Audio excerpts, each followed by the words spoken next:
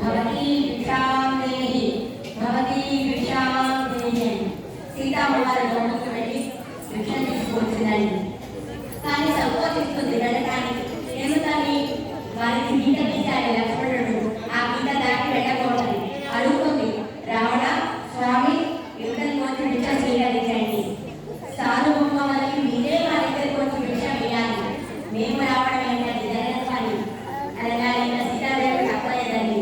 గీత దాటుతుంది. వెంటనే రావణాసురుడు నేను రావణాసురుడిని విషగాని కాదు అని వికటహాసంతో సీత అమ్మవారి తిరిగి పట్టుకున్నాడు. ఆ మాట సీత కళ్ళు తిరిగిపోయి పడిపోయి రావణాసురుడితో వెళ్ళిపోతుంది. అక్కడ లంకా నగరంలో రాక్షసు ఆహార కాస్తూ ఉందండి. సీత అమ్మవారిని తీసుకొచ్చి రావణాసురుడు ఆ రాక్షసుడు మానేశాడు. సీత అమ్మవారి వాళ్ళని వెలిపిస్తూ ఉంది. రామ రామ రామ అని వెలిపిస్తూ ఉందన్నమాట. రాక్షసుడు విగ్రహాసంతో భయపడుతున్నాడు అమ్మవారిని.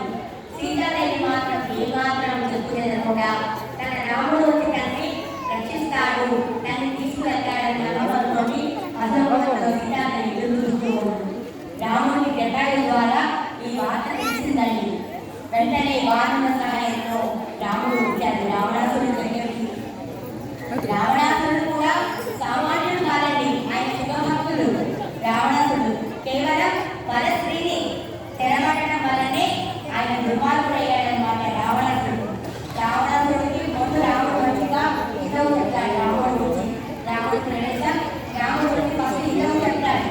రావణ పరస్త్రీ నీకు తల్లితో సమానం, ఆమెను మర్యాదగా వదిలిపెట్టు అని. కానీ రావణాసురుడు చేతనైతే నాతో యుద్ధం చేసి నీ భార్యను తీసుకువెళ్ళు రామ అన్నాడు. రామరావణ యుద్ధం మొదలైందని. రామరావణ యుద్ధం జరుగుతుందని మంచికి చెడుకు మధ్య పోరాటం జరుగుతుంది. రాముడు ఆలోచిస్తున్నాడు, రాముడి మీద నేను బాణాలు వదలడమా? ఆయన కూడా నా భక్తుడు, శివభక్తుడు. అటువంటి వాడి మీద నా అస్త్రాలు నేను వదలడమా అని ఎంత మాత్రమో కాదు సంకోచిస్తున్నాడు. సరే నెమ్మదిగా బాణాలు వదలడం ప్రారంభించాడు. ఒక్కొక్క అస్త్రం వదులుతున్నాడు. రావణుడికి 10 తలలు ఉన్నాయి కదండి. ఒక్కొక్క తల వేసినా కూడా రావణుడికి ఏమవుతుందంటే ఆ తలలు మళ్ళీ అడ్డుకుంటూనే ఉంటాయి. ఏ బాణానికి నొక్కడం లేదు, రాముడు వేస్తూనే ఉన్నాడు బాణాలు. కానీ రావణాసుడు ఏ బాణానికి కూడా నవ్వట్లేదు. ఆ తల తెలిపడుతుంది, మళ్ళీ అడ్డుకుంటుంది. ఆఖరి అస్త్రంగా రాముడు బాణాలు తీసుకున్నాడండి. బ్రహ్మాస్త్రాన్ని తీశాడు రాముడు. ఆఖరి అస్త్రంగా దానికి గురి తప్పదండి. ఆయన హృదయానికి గురిపెట్టాడు. అప్పుడు రావణాసుడు